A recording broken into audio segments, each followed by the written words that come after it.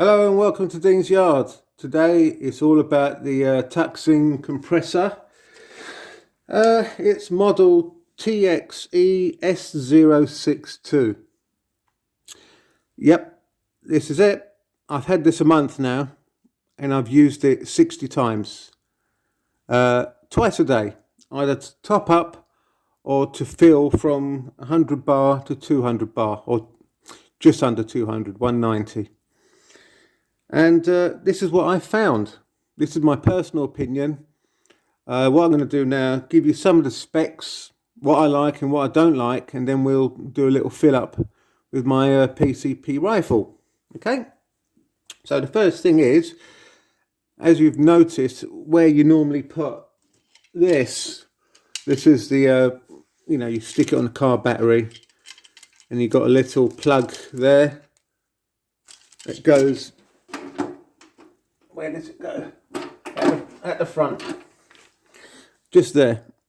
Okay? Now, with this car battery thing, I'm looking at the cables. I wonder if these are going to get really hot when you're charging it from the car battery. They're not very thick, So you get that, and you're supposed to just turn this around again. You're supposed to wind it round that, but I just use it to carry the filling thing, this thing here. Okay? This is what comes with it. In here you've got the oil and water filter separator thing. And obviously this is the bit that you put into the rifle. You can either have it the other way around. This is what comes with the rifle. And you can either plug it in that way into the compressor, or you can plug it in that way. Either way that you plug it in, you should commit to it. So, for example, I plug this bit into the compressor. So any moisture that goes into here stays on this side. Okay? Instead, if you do that and then swap it round and plug this side with your probe into the gun, the moisture that was there from the compressor side now is this side. So when the air's pushing through, you're going to get moisture going into your gun, if that makes sense. So commit to either that side or that side when you're filling. So I've committed to having this on the compressor itself. Okay, so let me just put this filler probe back, and I just leave that in there so it doesn't get lost. There we go. Right.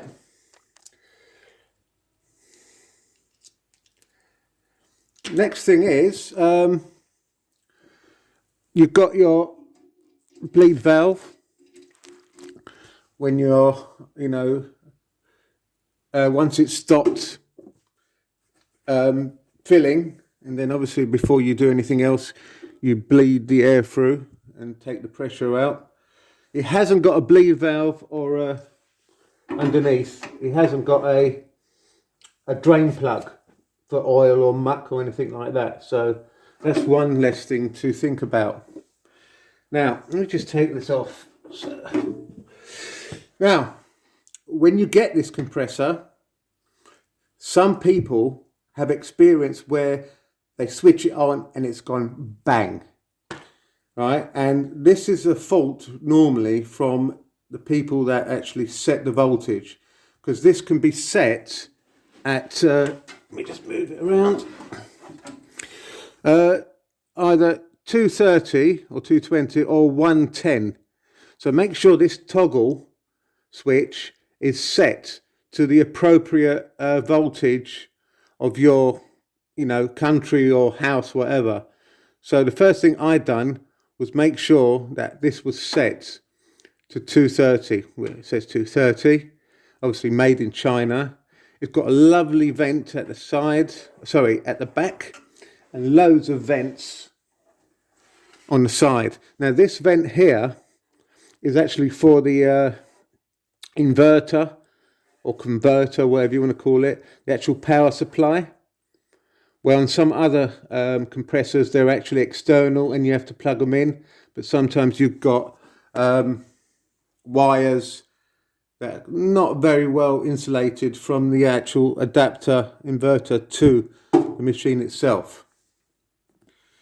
Okay, so it has a pressure gauge that you can actually put to your desired pressure. And what happens is, once the actual desired pressure has been reached, it will automatically switch off the compressor, not the fan, the compressor, okay, and it will beep. The fan itself actually sucks air from this end, goes that way, so don't put anything near there. If you've got a car and you're charging it from your car, make sure that this side is open to the air, not into the boot side, because you want as much cold air going through this. All right, so this is where the air goes in. Right, as I said before, you've got your adapter for this, cable things for the car battery, very flimsy. You've got a fuse cover, and then you get extra fuses.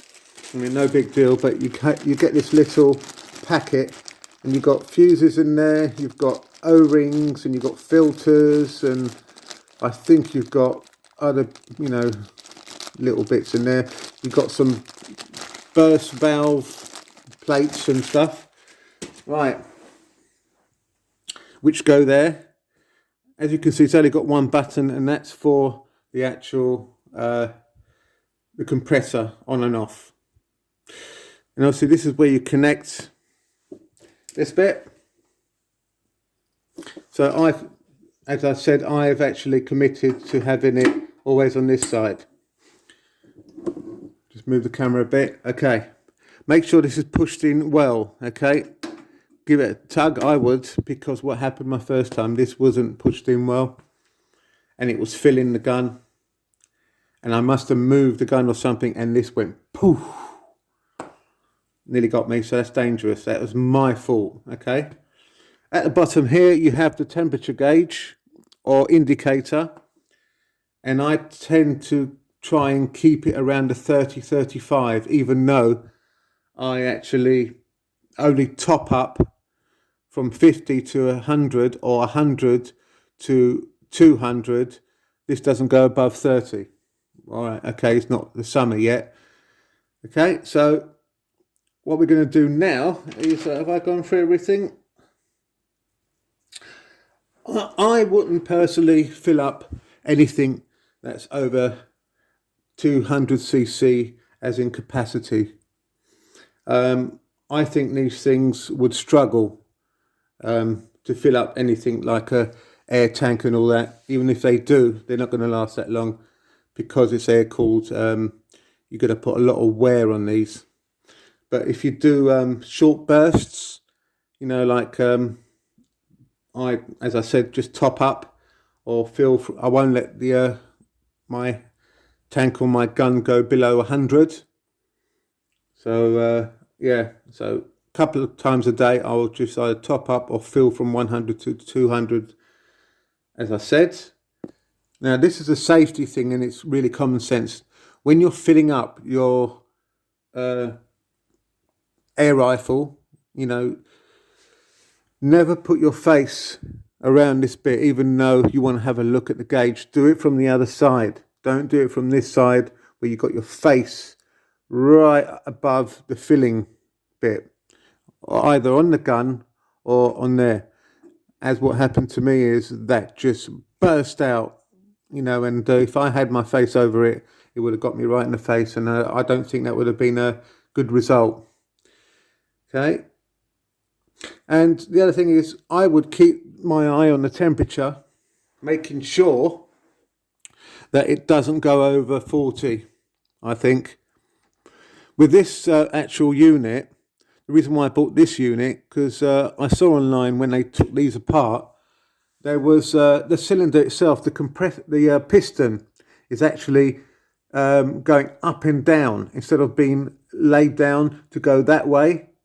So I'm sure there's going to be more wear on the bottom side because of gravity. I'm no scientist or expert, but you know, I think there'll be more wear on the ones that are lying down, you know. Yeah.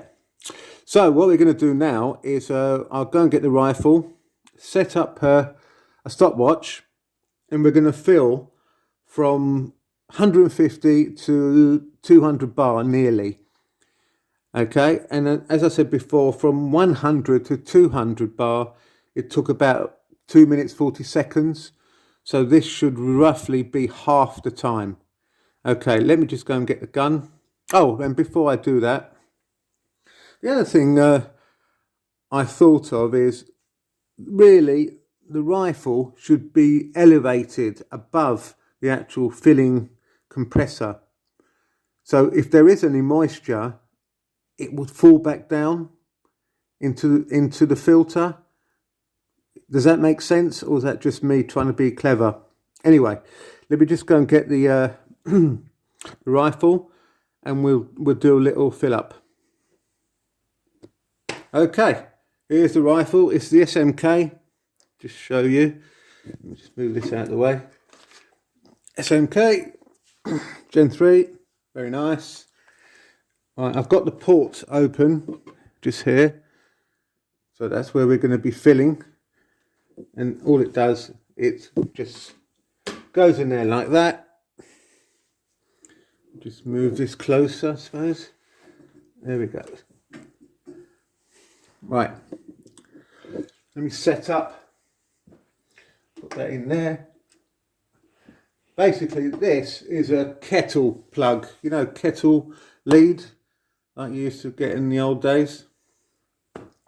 I set it at just below 200, and once I've finished this, I'm going to show you something that you should take note about the actual pressure gauge itself, so you don't make the same mistake as I did.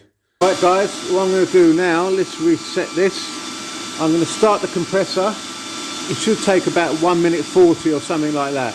The bleed valve is actually open at the moment. They recommend to start the compressor and then close the bleed valve.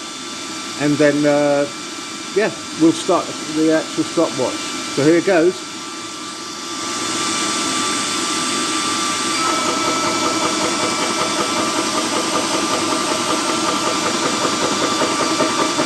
Right, so that is very knocky, isn't it? Very knocky. So as I said before, I'm filling up from 150 bar to 200, just under 200. And it's set with the gauge up here. Make sure this stays awake.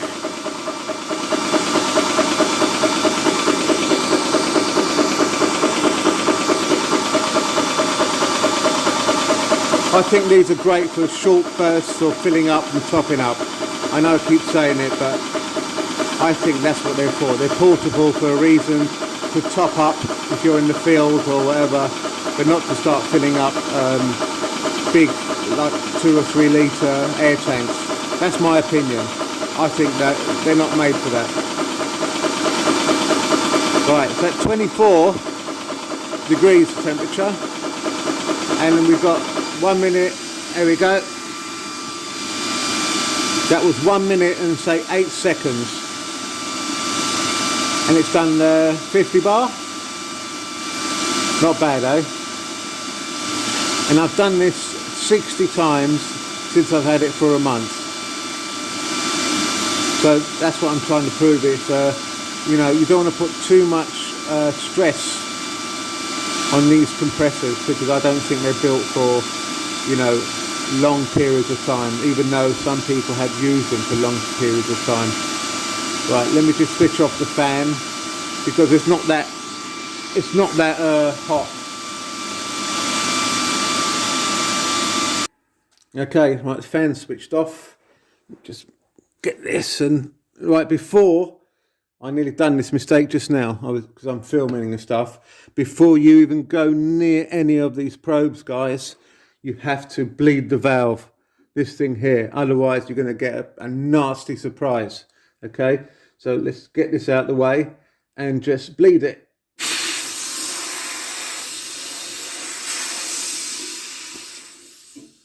No moisture whatsoever. Okay, that's good. And I just leave it open a little bit. And obviously then you could just take out the probe. And what I do is twist the cover, and that is now filled. Let's have a look. We can get this. This is upside down, isn't it?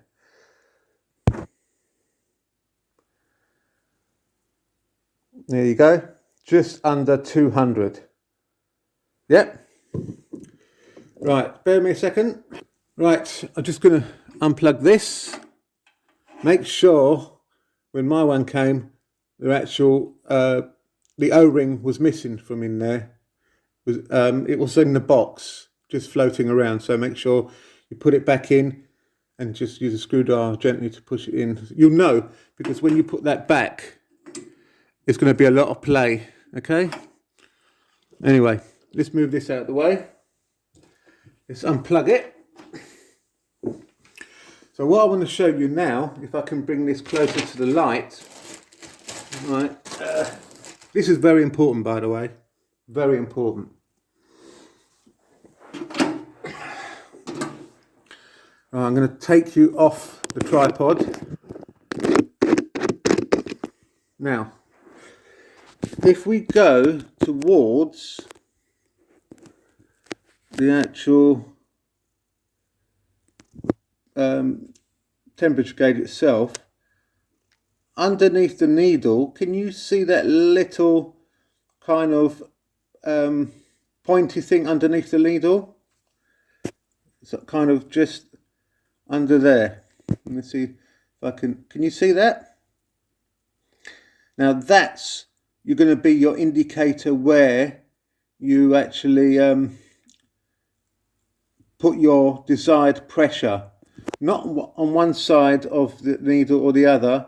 It's where the needle stops at that little bendy bit at the bottom of the needle. If that makes sense. I know I'm not explaining it well. Let's see if I can come in closer. Can you see that? There's actually a kind of little tab hanging down, and that's where you should fill up or put the indicator to, because that needle is going to come round and that tab will stop the needle and switch off the air compressor. Okay, so that is my personal opinion and review after a month of having this thing. I was a bit don't know, I was in two minds of buying it. Bear me a second, I'll put you back on the tripod. Yeah, I was in two minds of buying this thing because the amount of reviews online and also on YouTube where people had horror stories with them.